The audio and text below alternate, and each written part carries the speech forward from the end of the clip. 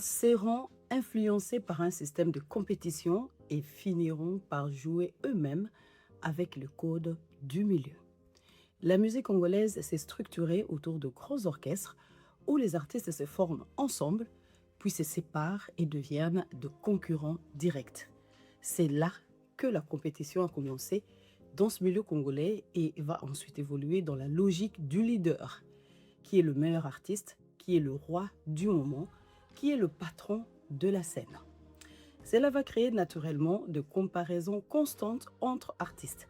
La scène live deviendra un terrain de compétition où les artistes seront jugés selon la popularité de leurs concerts, le remplissage des salles et la réaction du public. Toutes ces rivalités seront amplifiées par deux grands acteurs, les fans et les médias, radio et émissions musicales, pages de fans sur les réseaux sociaux, débats constants sur qui est les meilleurs. Et pour perpétuer ce système, les artistes vont choisir entre deux styles de communication artistique.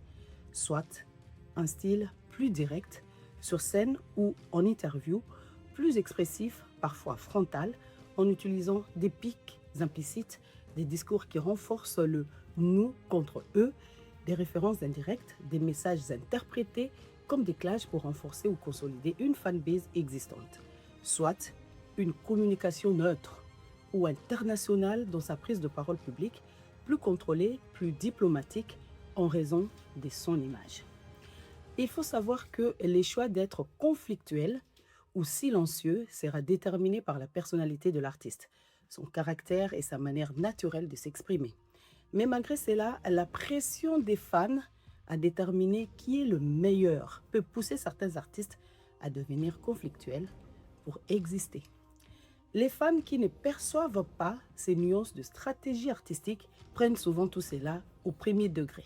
Cela devient personnel, presque identitaire et peut dégénérer inutilement en conflit sérieux hors musique, donnant une image toxique des fanbases. Et pourtant, les artistes jouent parfois sur la rivalité pour créer du buzz, augmenter leur visibilité ou mobiliser leurs fans.